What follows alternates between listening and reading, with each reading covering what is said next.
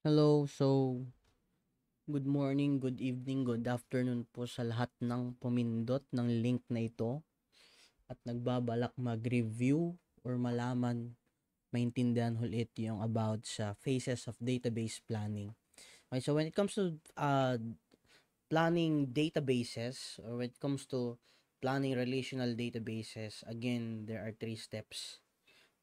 First one is data definition. Second one, data refinement. And then tables. First step, data definition. It's just listing down all the important fields for your table. Okay. Data refinement, isa-isahin mo lang yung mga nilista mong fields and then think if pwede ba siyang i-break down. And then of course, the last step is for your tables. Okay? So let's proceed with our example. Again, the example here is a table of orders. Okay, kung mapapansin natin, meron po tayong orders, customers, order date, quantity, ayan, kung ano-ano. So the first step, dapat alamin muna natin kung ano yung mga table na kakailanganin natin. Okay, so here is our example. Okay, so alam natin na this is an order table and a flat file database, meaning all we need to do is to separate them into categories. So, very easy. Makikita mo kaagad kung ano yung mga dapat magkakahiwalay. So, makikita natin dito that the fields are all referring to customers kasi yan yung mga bibili. Yung order ng mga customer, and of course, yung mga product na bibilihin ng mga customer. Okay, so first step, first step, alamin muna natin kung ano yung mga tables na kakailanganin natin. So our first table, okay, number 1, customer table. Okay, customer table kasi yan yung mga table or listahan ng mga magiging customers. Customer lang, wala nang iba. Of course, number 2, meron tayong product table. Okay, yan yung table only for the products alone. So, ibig sabihin, yung mga kukunin nating fields are fields related to the product only. And of course, number 3, na kung saan it will also serve as the connecting table, which is the order table. Since it is an order, automatically, kailangan mong malaman kung sino yung nag-order at ano yung mga product na kanyang in-order. And that means order will contain also IDs from other tables. Kasi if there are no same IDs, it will not be a relational database. Kasi nga relational database are tables that are in a relationship. So paano sila magiging in a relationship? Dapat meron pong nag-exist na IDs that are the same with other tables. So tingnan natin kung paano sila magiging relational database. Unang-una, product table. Okay? Meaning, since our table is only for products, we will look for fields here that are only related to the product or to products. Okay? So, unang-una, isa-isahin natin.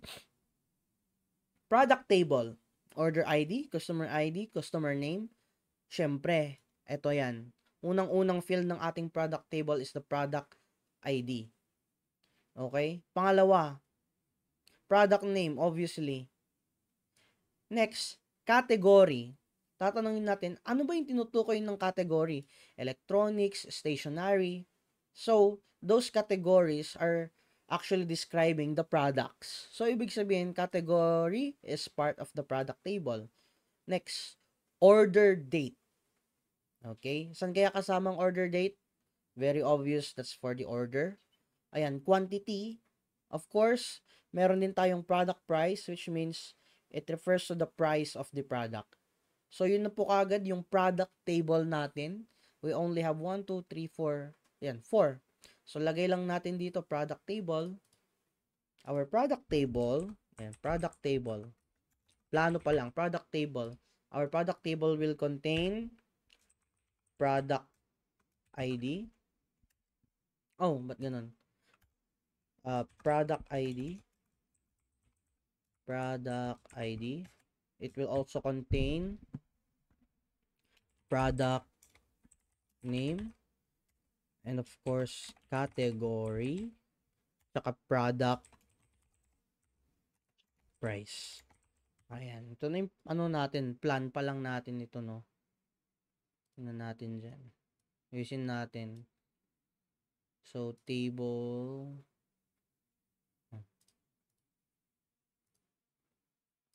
Ayan. Ay, bakit ganun? Ayan.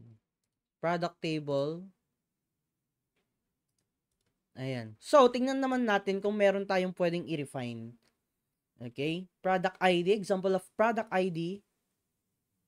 Example of a product ID P101. Obviously, this is not refinable. Product name. Wireless mouse, notebook, Bluetooth speaker. Okay. Kailangan bang product first name, product last name? Does that make sense? Of course, no. Okay, so napapansin ko sa mga students, naglalagay sila product first name, product last name. Wala namang ganun sa products. So, wireless mouse, notebook, hindi na po yan refinable. So, as it is na siya. Then we have category. Of course, ito. Hindi na rin po yan refinable. And of course, product price. 150, 30, 500. Hindi na po siya refinable. So, if your LAN has no refinable fields, it's okay. It doesn't matter. We just refine fields or tables. I mean, we just refine tables that should be refined. Okay, we're now done with product table. Next, let's proceed to customer table. Meaning, we will look for fields related only to customers. That's it. Nothing else. Okay, so makikita natin dito. Yan. Parang lumaki. Makikita natin dito. Tingnan lang din natin isa-isa kung ano ba yung mga kasama sa customer table. Obviously, customer. Of course, also the customer name. Ayan. Meron pa bang iba? I think wala na. That's it. So, lagay na natin dito sa baba. Customer ID and customer name. That's the step 1. Now, before proceeding, we will ask first a question kung refinable ba or pwede pa bang ma-breakdown yung mga fields na nilista natin sa customer table. First, customer ID C001 for example, is that refinable? The answer is no. Now, next, customer name. Example, Maria Torres. Is that refinable? Yes, si customer name ay magiging customer first name tsaka customer last name. That's it. Okay? Ayun na po yung table natin for customer table. So, designan lang natin ng konti. Ayan. Ayan, we already have the plan for our customer table. And of course, hindi mawawala dyan yung final table natin which is the order table. Dito na po makikita or mahanap yung mga parts ng table or parts ng relational database natin na magko-connect. Okay? Ayan. Sa order table, unang-una, syempre, anong kailangan natin dyan? Kailangan natin si order ID, very obvious. Kailangan din po natin si customer ID. Yes, kasama natin si customer ID kahit nag-e-exist siya sa customer table. Again, bakit po natin kailangan ng customer ID inside the order table? Kasi po, the customer ID is the identification of the customer who will buy or who will order a product. So, ibig sabihin, inside the order table, kasama rin po dyan si product ID. Bakit po nandito din yung product ID? Kasi nga po, ang order nangyayari lang kapag ang customer ay kumuha ng product. So, ibig sabihin, the order table would not be complete and would have no essence kung order ID lang ang nakalagay dyan. Sa order table, kailangan ng order ID, customer ID, and product ID. Kasi nga po, si customer ang mag-o-order ng product. Doon lang magkakaroon ng order kapag may customer tsaka may product. Okay, so ilagay na po natin. Meron pa po pala ito. Lagay din natin yung order date. Diyan yung araw na in-order ng customer yung product. Quantity, gaano karaming binili ng product sa kanyang order. And of course, yung total amount ng kanyang order. So, lagay lang natin dito. Ayan. Order ID. Customer ID. Lagay din natin yung product ID. Kailan niya in-order, which is order date.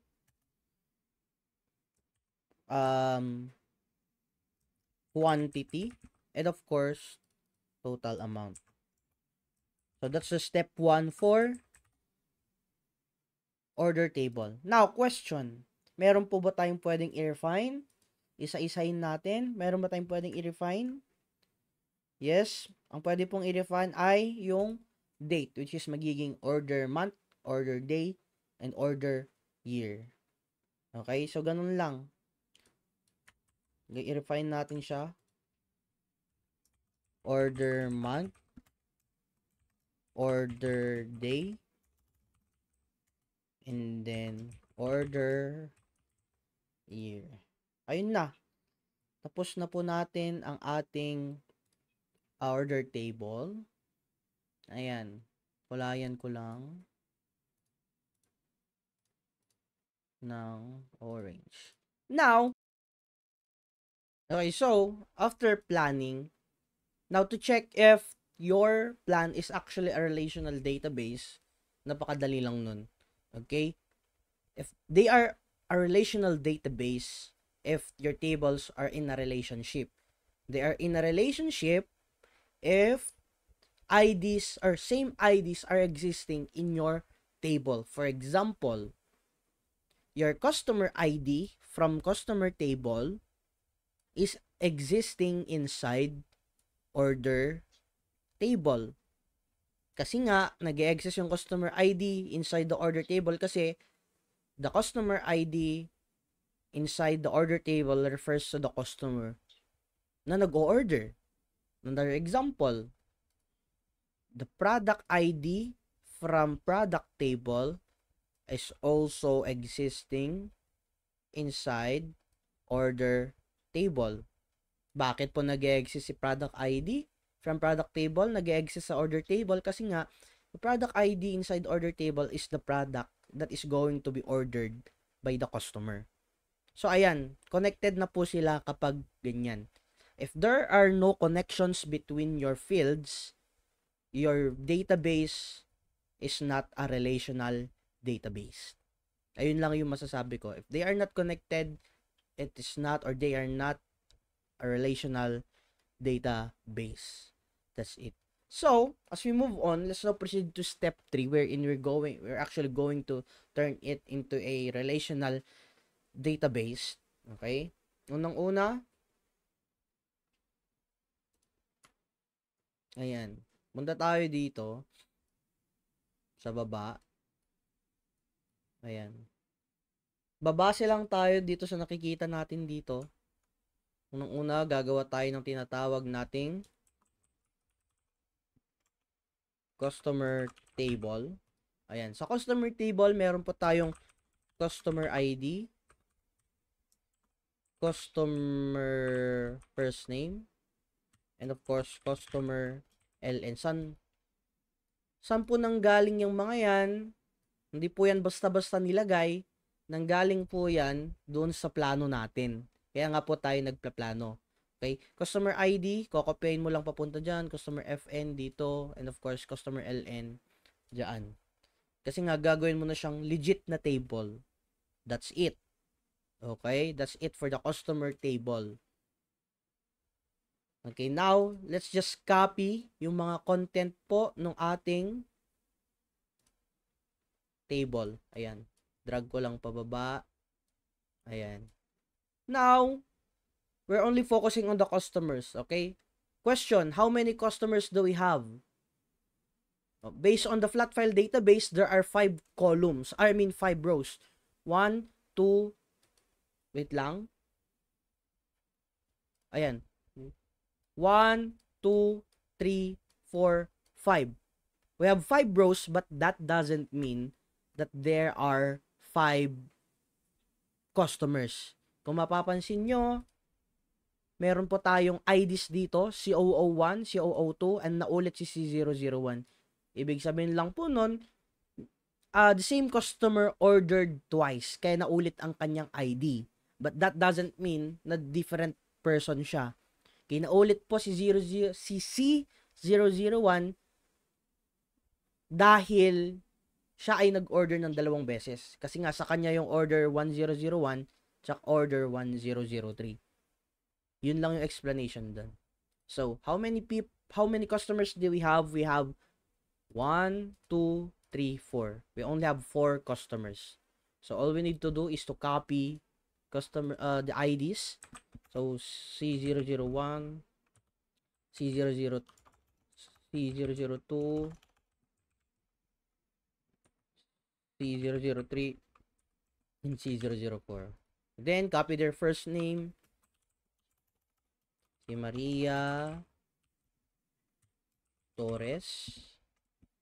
We also have Jake Reed. We also have Lucy Brown. And we have John Smith. Ganun lang. Tapos na siya. Ayan, designan lang natin para ma-distinguish natin siya ng mas madali. Ayan. So, we already have our customer table. Okay, next.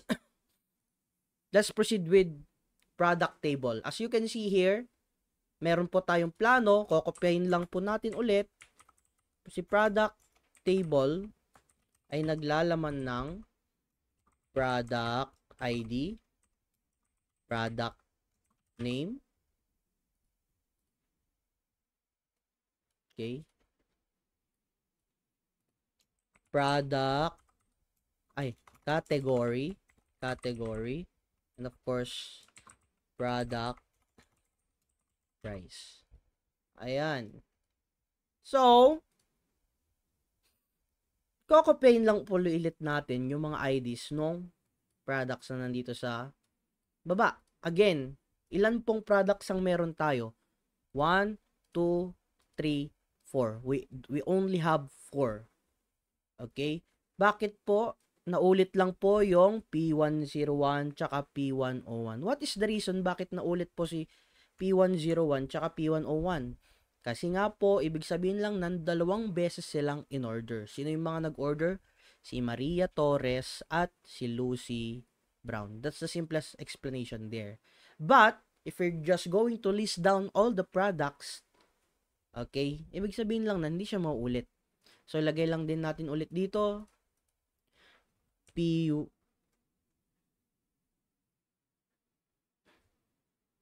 Lagay lang natin dito P101. P102, P103, P104. Okay, si P101, yan po ay wireless mouse. Si P102 ay notebook. Si P103 ay Bluetooth speaker. Si P104 ay office chair. Next, we're just going to know what their category is. Si wireless mouse ay electronics. Si notebook ay stationary. Si Bluetooth speaker is electronics. And of course, si office chair naman ay furniture. Okay, next. What is their price? Titingnan lang din natin. Si wireless mouse ay 150. Si notebook ay 5. Si Bluetooth speaker ay 1. Si office chair ay sorry. Notebook ay 30 ang price niya. Si Bluetooth speaker ay 500 and of course si office chair ay 850. And then we are done with the product table. The product table is just a table containing the list of available products. That's it. Nothing more, nothing less. Okay? So, kulayan lang natin siya. Kulayan lang natin si product table ng blue. Ayan, let us proceed. Ang pinakamahabang table which is si order table. Okay? For the order table, I think ilalagay ko siya dito sa gilid. Okay, masyado kasing malaki. Tanggalin na natin yung plano for the product and customer. Okay na yun. Okay?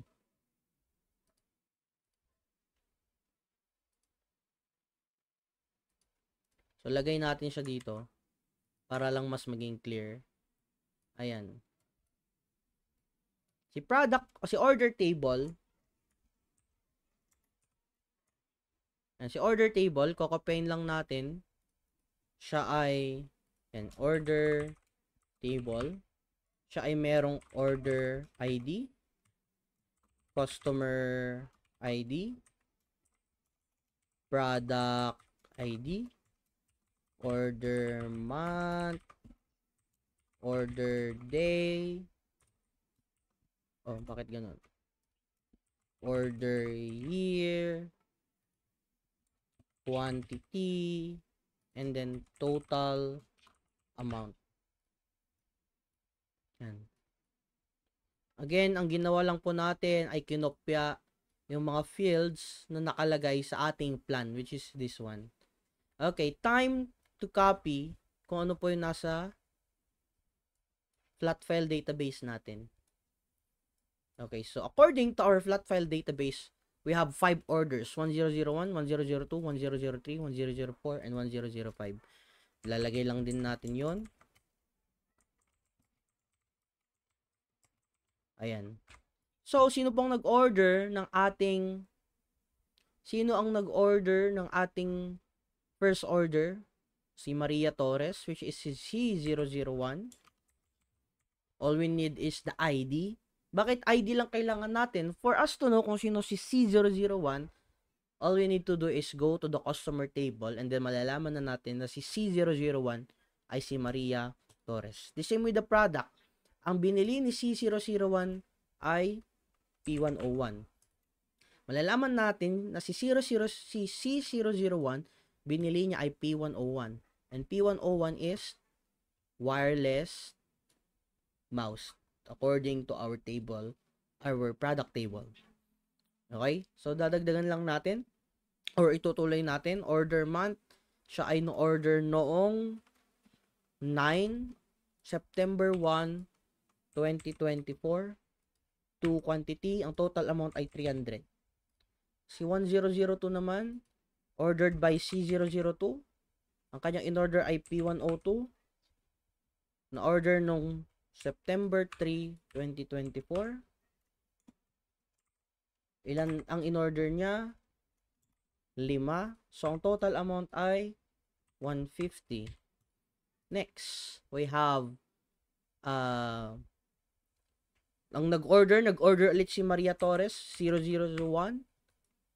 Nag-order siya ng P103 naman noong September 5, 2024. 1 lang yung quantity, 500. Ayan, 1004 si ang 0003. Ayan, kinokopya ko lang P101 ang kanyang in-order, which is wireless mouse. In-order niya nung 9/7/2024. 1 ang quantity and of course we have 150. Okay, next, last order. Nag-order si C004. Ang product ay P101. Ang wireless mouse ang wireless mouse. Ang order month ay 9/9/2024. 1 quantity tapos 850. Ayan. So, we're now done with our order table. Ayusin lang ulit natin. Lagyan natin ng kulay